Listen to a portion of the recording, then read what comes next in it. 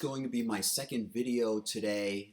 Who knows, I may come up with a third video, but I left stuff out of my first video, and maybe that's for the best. One thing is for certain, I need to come up with some kind of opening for these videos. I haven't gotten the studio microphone and the rest of the equipment, so I have some time to still come up with some kind of opening, like a lot of other video people have. And I usually, to be honest, when I'm watching a YouTube video, I just skip through it. But a lot of them do it, and a lot of those content creators have some kind of opening, and I should have an opening to describe what my channel is like. Sometimes I've said at the beginning of the video, welcome back, excuse me. However, I don't know if you're returning or if you're a new viewer or what, so I just need to word that better. I came up with a short thing here. I wanted to talk about my job hunting experience. I want to talk about trying to develop my YouTube channel to improve my YouTube channel into something better. And I want to talk about my the female impersonation music related project that I do on my other channel, and the discography in terms of music. To start off, job-wise, this video is asking you for advice. It's a series of projects that I've been currently working on, and I've reached as far as I can go, and I hope nobody makes fun of me. I hope nobody demeans these projects. I have worked a lot. I don't want to say I've worked hard. I've worked diligently, and I've worked as smartly and as intelligently and creatively as I possibly can. And I'm curious about your feedback or input. In terms of jobs, as I mentioned in my prior video, I should sit up straight. I've been using LinkedIn. I've been using a resume. Maybe something like 20 years ago, I went to consult with I don't know what you call a professional resume coach, something like that. And she developed my resume, and over the years, I've developed the resume further and further. One of the stupid, annoying things is that each person had a different way of arranging the resume, and I don't believe that you can put an entire life's work into one resume, into one page of a resume. I felt it was difficult to put like my skills and my experience, and then while the idea of having keywords in your resume was becoming more of a thing, I applauded that part of it, but it also meant that I needed to know those keywords, and I was concerned about the idea of being picked or not being picked, dangling on the thread of whether I happened to use a keyword or not. You may not believe it, but I have been in a Toastmasters group for a while. It's been a long time since I've been in Toastmasters. All right, back to job hunting. So I have a resume, and I created a work history, which is an exhaustive, long resume, basically. But when you go seeking jobs, especially in my case, you aren't in the profession, you aren't finding jobs that you really want, you're really motivated for, and you really have a background in. I think that's where my life turned askew. Uh, I came out of college and I was using transferable skills, which is, I guess, the term I had to use. I kept feeling like I was portraying somebody. I was acting.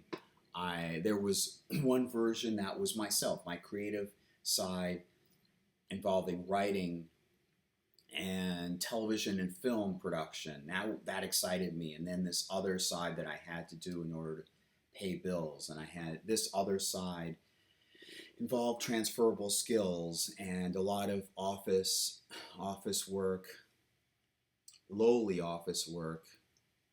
But fortunately, I'm detail oriented and I am great with verbal communication and written communication. And I'm orderly and organized, and I'm smart, and I have as I said before, a detail-oriented mindset. I can see the overall picture. I am good on the telephone and so forth. So I was able to utilize those skills, but they don't come by very often, especially now. It seems the job opportunities have dried up. I remember signing up with just about all the temp agencies in the area. I remember somebody in a group that I used to belong to saying, don't go for temp agencies, go for professional agencies. Well, or something like that. He said, well, I know that, but the only ones around here I could find are temporary. I'm not in a big city that would be conducive to getting good paying jobs, and I don't know if I'll ever have a career. And that not having a career goes into my third part about the female impersonation. So I've been using ChatGPT to tailor that long work history into particular jobs. My friend last night texted me that he had seen a news blurb about something like 57% of something other 50% of resumes are found to be AI generated, and that's very much not me, but because I had spent so many years writing cover letters myself and taking pride in writing them well. But it's emotionally draining because, again, like as I said in my prior video, it's like dating. I would go on dating websites, and try in-person groups and so forth. And this is probably every male or every second male's experience, where you emotionally invest and put in a lot of words, a lot of information about yourself, and then you get nothing back. It's silence, week after week after week. You get your hopes up and so forth. Well, the same was with job hunting. The same has been with job hunting. Now I do kind of feel like I'm in a Toastmasters group giving a presentation. If I have something to read off from. See, that's why having a teleprompter would be nice, so I can at least read like other YouTube producers do. So I've been recently using ChatGPT to create cover letters. Maybe I should back away from that. I do read over them before sending them, and there are errors, and I do read over them.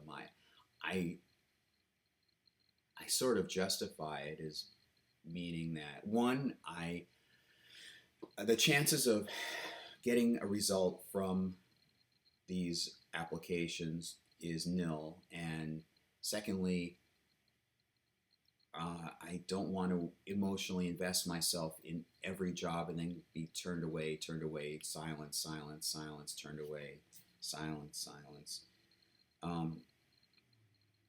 So I don't know what to do with that. Please give me some advice on what you found works other than living in a different city. Um, um, I've applied for SNAP. Maybe I shouldn't say this. I don't know, but I have I have gone through the food that I still have in my kitchen. I'm eating through that. Less food than other people probably eat in a day, but I'm just trying to stretch it out. Um, I'm on Snap. I applied for Snap. I hope I get it. It's ridiculous, but I I don't have any income coming in.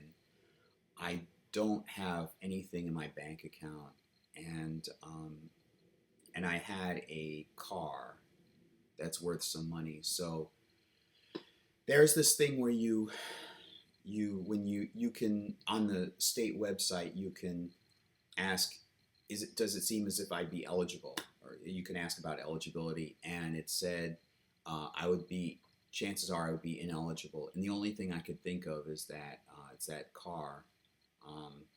But I've been told that you really need a car, and and for 40 something years I grew up without a car, without my mom having a car. She said it was very expensive. Maybe there are other reasons behind that, but um, I had, I suspect that I had been restrained. I feel like I've been restrained. Feel like emotionally feel like I've been restrained for lack of having a car. I feel maybe hyper tense. I should mention this too. When I take short breaths or something, it feels like um, I'm not resting enough. It feels like tension is building up in my shoulders, and I have this little bit in my throat, or in my, right about here, that needs a little bit of air that needs to be released. Maybe I just need to relax. I feel especially financially under the gun. No serious things, but I just feel not like myself. It's not me. It's not like me to have difficulty paying bills, but I helped somebody else out at a point right before I was laid off from a work from home job, um, and I'm trying to recover. Um, so so I've been using that. Um, I've told you numerous times the career I would like to have, and I don't know how to get there. As I said, I guess the theme in this video is asking for advice on how I can do things differently. So about the YouTube, moving on to number 2, about the YouTube channel, I identified what things I need. I need some kind of a teleprompter. I do have a physical, I might as well show it. I bought this, which has a tray for, could accommodate a some kind of an iPad or something. It is a mirror that can project it. I don't know if that's the best system, but it's the one that I happened to buy. I probably did some research to find out, but I need a separate camera because it seems a lot of YouTube content creators have a separate camera so that they can read into that without looking directly into their computer, as I'm doing right now. I'm looking at the iMac, and there's got to be a better way. So a camera, a studio microphone with a stand, some kind of teleprompting system, and beyond that, I guess I can think of other things. I do have a ring light. Well, you probably can't see it that well, but it's a typical ring light that I bought that I hardly use because of the angle here. It throws the whole lighting system into shadow, dark, deep contrasting shadows. And that's why I don't use it.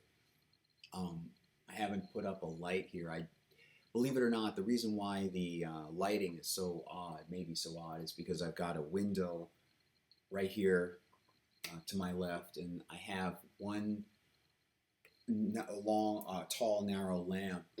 There's no light switch really hooked up. Um, I just didn't inquire about getting a lighting system. There are light switches, but they don't connect to any lighting. So I just opted not to have that. It would be probably too much of a hassle, and I've been fine with just a lamp here.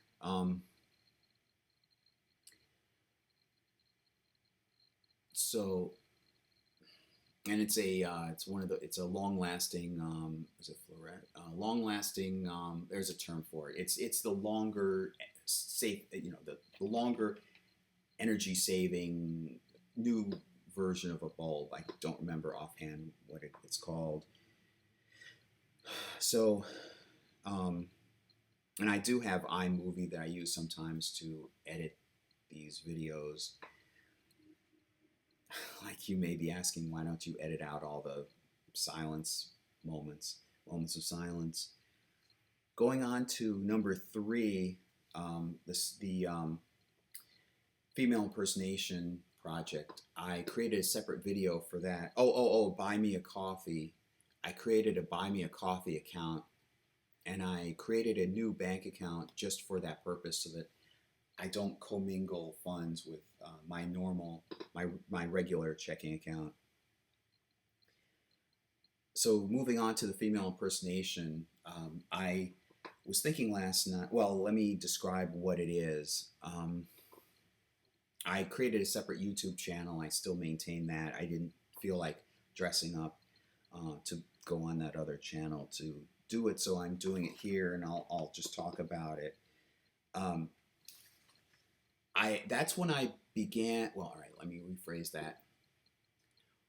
When I had become laid off, I used ChatGPT more often. I learned how to work with it. It's very useful. I learned about Google Workplace and Microsoft. And Google Drive and Microsoft. I can't remember what the Microsoft version is, but anyway, and ChatGPT to figure out, to concoct a mission statement, an executive plan. I mean, real business-like things, and that's what really makes me proud, and also what makes me feel sad about my current state here. I'm smart enough to develop these plans. I created an executive plan and entailing all the different facets of developing my female impersonation character, Samantha Bahar, Bahar. The YouTube channel is just Samantha Bahar. It's called Samantha Bahar, and I developed my presentation. Well, I had been developing my presentation over several years. I developed my voice to be pretty good. But by this point, I had already, because I was practicing my voice, I thought about perhaps doing music. So I thought, if I couldn't get anywhere with sharing my ideas and experiences and thoughts and feelings in terms of film or television, maybe I could do it with music. And I grew up in the 1980s. I spent my childhood literally in the 1980s. 1980s proper, not like 1987 or something. I mean, I was 10 years old in 1985, in 1986, which gives you a hint. So my adolescence was during the shift into the 1990s, which is interesting. But anyway, so I've been reaching out to several female impersonators that I admire. I've watched YouTube. I've watched on YouTube. I've watched episodes of Donahue and Geraldo and other talk shows and primarily those, but other videos of really good female impersonators. And I really wanted to do something like that. I wanted to take my artistic craft further. I was pausing when I said artistic craft because I also wanted to say imaginative craft, imagination, artistry, creativity, writing, and so forth. So where am I now? Well, I created a website and got a domain name for Samantha Bahar, and I got an email address for Samantha Bahar, and I created I shouldn't really show. I created a discography, which I'll describe in a moment. A discography to describe. And I've been wanting to create music like, all right, so this goes to the next phase. I guess I might as well go into, well, discography in a moment. I should mention that very recently I am proud to have found some people that could be a support team or support staff. There's a friend who has a daughter who's skilled with photography. So I want to have some pictures taken, and she mentioned the price, and we're both good with the project. She's excited about the project. I've been told that I'm attractive in my male guise, my regular presentation, and I enjoy dressing up as Samantha, and other people. And I from the very beginning when I started doing that and taking pictures in front of my iMac here, taking photos, I used it to figure how to develop my sense of poses, my skill at posing. And I think I know I have developed better artistry with my overall female presentation. But I have a photographer in the works, and I connected with somebody who's in acting, who runs a studio, acting studio locally, and he knows some people. There are hopefully some potential connections there, and let me see. And I know that I want to lose weight. I want to learn how to write music better. See, all these things meld together. That's why I'm not exclusively talking about this on my other channel. It's one of those projects.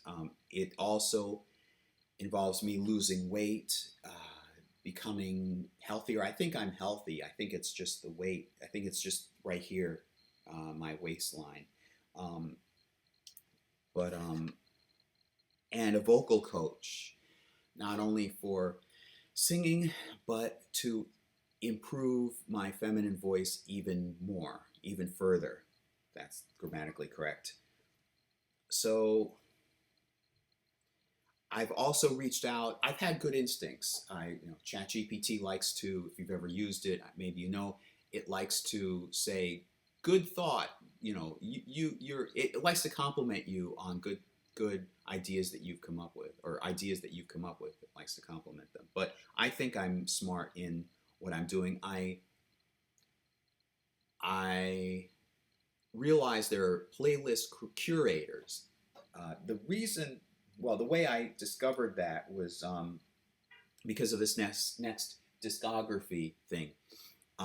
Might as well mention the discography. So I've been using ChatGPT by typing in ideas for music, song topics I wanted to create, and I had to learn how ChatGPT works. And now I know about chord progressions, and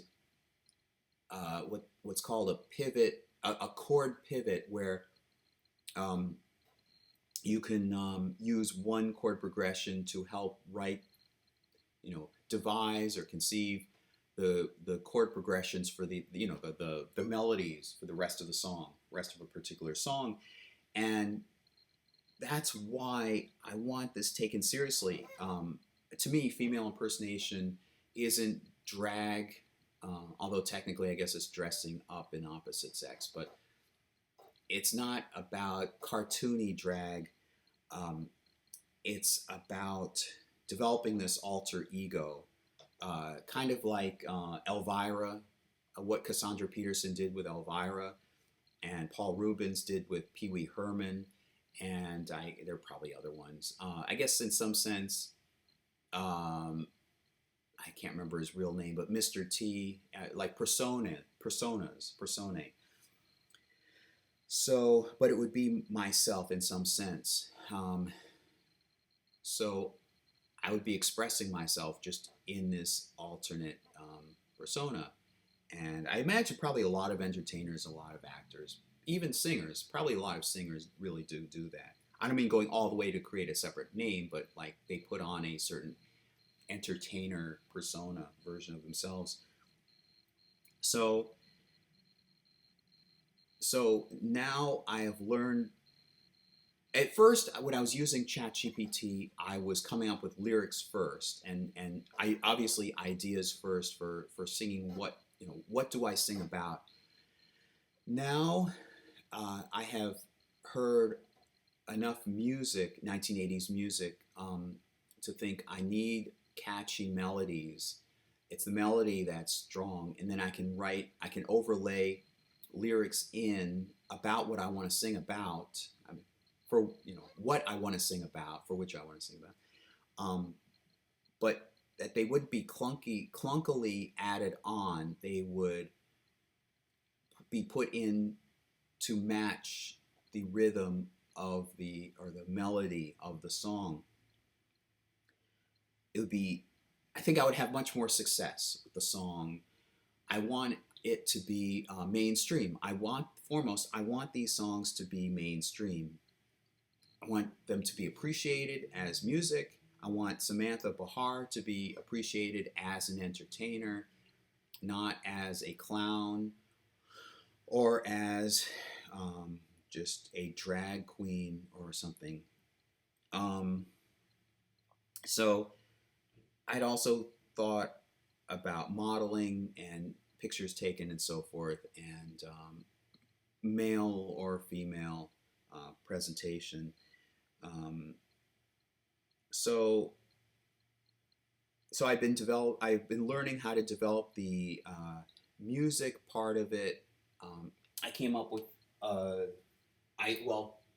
there have been several experiences that I want to sing about, and I'm relying on memory. I created enough track ideas for like 5 or 6 albums. I was working up to 10 albums, and then I was working with ChatGPT to develop the order in which the albums would come out and which tracks should fall into which album thematically. But now I think I have enough knowledge to start working on the albums without relying so much on ChatGPT, which is probably a healthy thing. So I wrote down a list of memorable song topics that I remembered without looking at the other song lists that I had before, the earlier drafts, so to speak. So I came up with now 20 songs, a list of 20 songs. I won't show them because I don't want to. Some of them have real names. I don't want to give away the real names, but 20 songs, which should be enough for 2 albums. But it depends really on how the type of song is, what the genre, the subgenre of the song would be. So it's not necessarily evenly split into 2 albums of like 10 or 11 tracks each. Depends on thematically. It depends on how the overall flow of the album is. So um, I also have a Halloween. Um, Here, I can do this. Okay. I also have um, a Halloween album in mind with 5 tracks so far, and a Judaism album with 3 tracks in mind so far. So it's getting there. I wanted to get. So this is where the idea of curators, playlist curators, came in. I had been my many moments of reaching out to people and asking ChatGPT what other connections could I reach out to, potential connections could I reach out to, um, in terms of getting female feedback. Like what would female audiences, um, how would they react honestly to this music? How would they honestly react to Samantha? Um, Me not being a drag queen or playing it up for laughs, but doing it tastefully, creating as close, doing the illusion as closely as possible, doing it with a well-crafted voice. I have to have. Sadly, I don't have a musical background in terms of singing anyway. Oh, I also have in mind garage band. I also, by the way, earlier connected with a producer. We talked, and I can't lie about it. I mean, I know she must be paid, and I know there are costs in producing tracks, from separate elements. But we talked about it. That was nice. That was really kind of her to talk with me over the phone, and I still have her in mind. I'll still likely go to her out of respect. Yeah, I think it's a good match, actually. So I have a producer in mind. I have weight that I have to lose around my belly.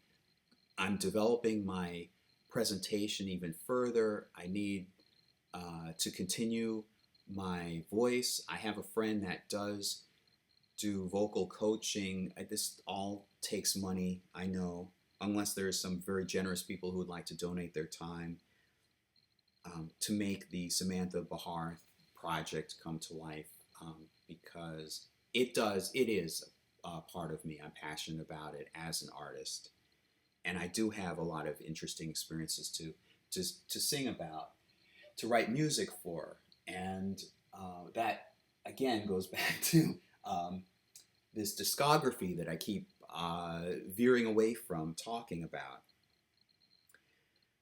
Well, I want female audience feedback. I want to know whether they would receive, Samantha's music as good music, speaking to a female audience and with a female mindset. I think the way I want to sing, the way I want to communicate, happens to, I think, fall more in line with how a woman would think about experiences, I think. So I wondered how a female audience would, whether they would respond to it and whether they would respect it and so forth, whether they would see it as accurate or speaking to them, just how well. So let me mention these 2 tracks, well, I'll call it 2 albums, but 20 tracks. The idea of an alien, I don't know if I should really, well, some experiences, shopping mall as a child. Maybe I should just save this for something. Well, no, I want people's reactions and their honest reception. The idea of a shopping mall from childhood as being like an Eden, and childhood and nostalgia and wanting to return back to childhood. Here, let me open up my song list rather than doing that, because I created a song list here I may include it in the description below. Right here. I'll see if I can. I'll start reading here. Um, Alien at the window. Feeling wonder, curiosity, trepidation. An alien appears at the window, sung from perspective of someone noticing an alien at window, shades of Peter Pan. Singer feels compelled to go toward alien and go on journey. Scared to embrace the journey into a night world that is ignored and unrecognized, shunned by society and waking life. It's a twilight between normal reality and the supernatural. Whispers in song of intelligences trying to communicate with singer, like the Graham Hancock book Supernatural and Ayahuasca, and I don't know how many of you actually know about that, but track number 2, Mom's Death. Feeling, shock, left alone, curious. Sings about close bond with mom since childhood. Now suddenly found dead and I must survive alone. Wondering if she is watching over me, proud and protecting me from the afterlife. Wonder as I look into her eyes if she sees my destiny. Number 3 sings about, and I have the title here, but I'm questioning whether I should mention this. Sings about enduring moments I must keep secret when something about her, I'll leave that out of it. Number 4, Shopping Mall, Feeling, Euphoria, sings about childhood in the 1980s, walking around a shopping mall, likened to a playground, awash in toys, movies, music, an experience you don't truly appreciate until it's gone. Reference to Eden, singer wants to soak it all up, wishing there was enough money. Number 5, Childhood Friend, Nostalgia, Feeling, sings about childhood friend. We were beyond our years. We deeply understood each other with no need for spoken word. We already had what it takes to understand the world. Number 6, Spiritual Journey, Feeling, Euphoria, Curiosity, Exhilaration. Feeling like Madonna's Deeper and Deeper, the song Deeper and Deeper, sings about Kabbalistic illusions, out-of-body experience. Number 7, Hurt from First Love.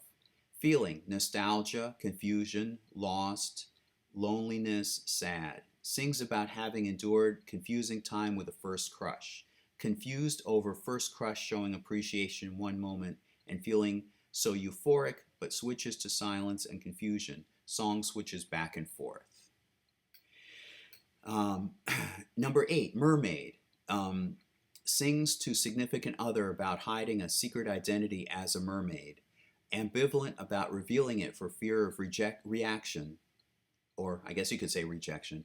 Uncomfortable that he would be repulsed by singer's body.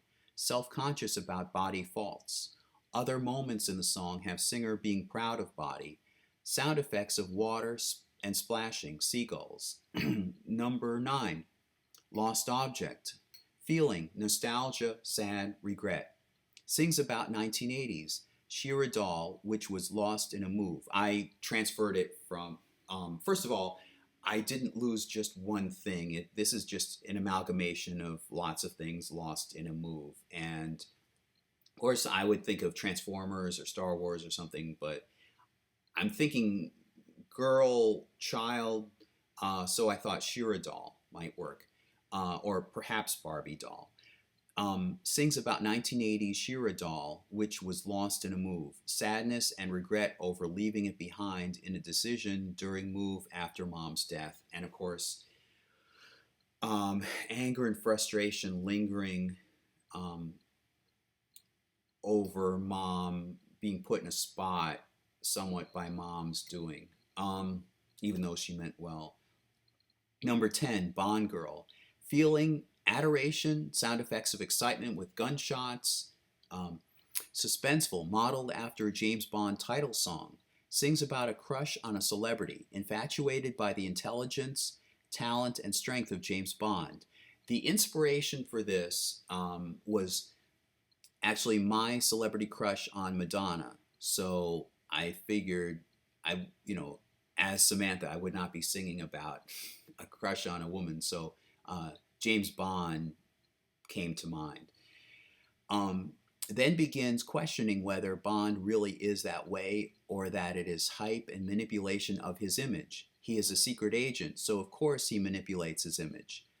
Singer ponders what it would be like to meet in person, wanting to convey to him all of her attraction and worth, wants to convey that she has traits he would appreciate, only he would only he would appreciate because they are lost on others. Number 11, this is inspired by a true experience, feeling nostalgia. Sings about a guy from school, of course, the gender is reversed.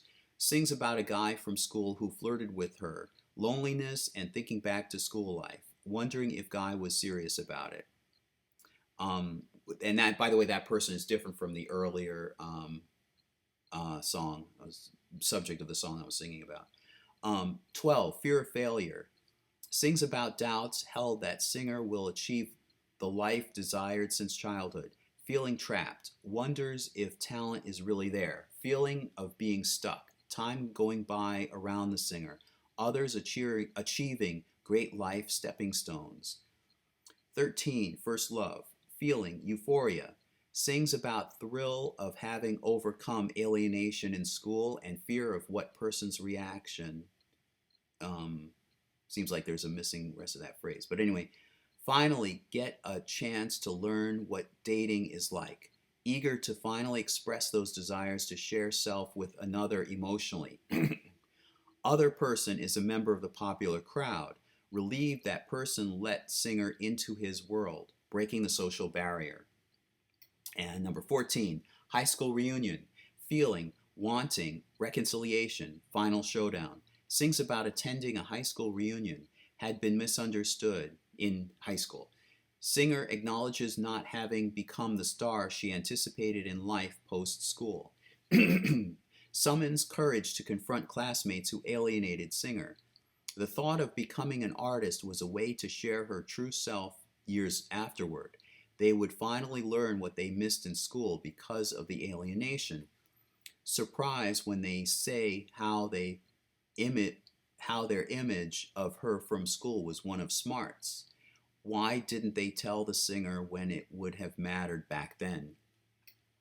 15, in my hands. Feeling, euphoria, excitement, erotic. Sings about thoughts of being bigger in life welling up in her mind, thoughts of being a big celebrity, established. These thoughts become more intense as singer touches body. Very erotic, feeling and allusions to female pleasuring self, building up until a burst of euphoria. 16, phone call, feeling, loneliness, trepidation, sings about feeling brokenhearted, voices a desire to call listener and open up about what hurting mental thoughts are roaming around mind, wanting desperately to talk with a friend, scarcity of friends to call. 17, PTSD, feeling hurt, sad, haunted, sings about a broken heart after hurt experience from years ago. During pressure moments, memories of what significant other, I won't go into detail on that, but feeling so depressed, aching to heal from this, thoughts of PTSD, you get the impression. When singer wishes significant other would understand, wondering if significant other, it gets a little too personal. I'll just hold off from reading the rest of that. Number 18, zeitgeist, sings about stupidity and society embracing a stupidity zeitgeist. People blindly repeating what the leader says, animosity against those who are not like them. Times repeat themselves as people don't learn their past. 19, peering through a window, feeling, sad, longing, sings about wishing for a grafting into another life, like the one singer's cousins live. A better life, more in the limelight. Singer feels frustrated knowing she is capable, but must watch through a window at other people achieving. 20, Cupid and Psyche. Feeling, confused, alone, sings about a recent uncertainty in relationship about boyfriend, wondering about the myth of Cupid and Psyche. Please look up the myth of Cupid and Psyche if you want. It's basically that. And then the Halloween album. Might as well mention this. Number 1, Apocalypse. Feeling, uneasiness, suspense, climactic, inspiration. Hot Night from Ghostbusters and 1999 by Prince. Something will happen tonight. Number 2, Zombies and Death. Feeling, sadness, and repulsion. Sings about having known someone who was larger than life. Singer had admired this person. Now encountering this person as a zombie, it's the appearance, but not the true person's anima. An empty shell of the person, regurgitated, lacking everything the actual person had, which made that person a superstar and warm friend. Dead eyes. Dead eyes. Take note, in it, I saw it as resembling dementia in certain ways. Number 3, a song about costumes. Fun, sings about the fun exchanging identities or changing identities. And then Judaism album. Number 1, Mashiach. Feeling, suspense, exhilaration, power ballad, inspiration, holding out for a hero. Sings about a waiting for a figure, allusions to the golem, Golem, to come straighten out everything. Awaiting a time with no hardship where people can live in peace. We will one day sit down, kids playing outside. Line reference, the lion shall lie down with the lamb. Number 2, Feeling Different. Sings about being the only Jew around. No one else understands. A reference to Superman and Clark Kent, or Diana Prince and Wonder Woman. Secret identity as a Jew. Having skills and enormous talents. Intelligence, but having to hide them to blend in with the mainstream society whose values don't match Judaism. And number 3, harmony of Yud-He-Vav-He and Elohim, the 2 primary facets of God. So I guess that's where I am now. This video has been going quite a while. Yeah. So I'm going to stop it for now and perhaps create another video soon. But that's. So what do you think? So what do you think of this? Especially for female audience or female viewers here. How do you think those songs will be taken? How do you think my Samantha project will be taken? I will insert some images at the end of this video, my latest photos. They're not great, but photos taken in front of my iMac with me dressed up. So what do you think? All right, till next time, so long.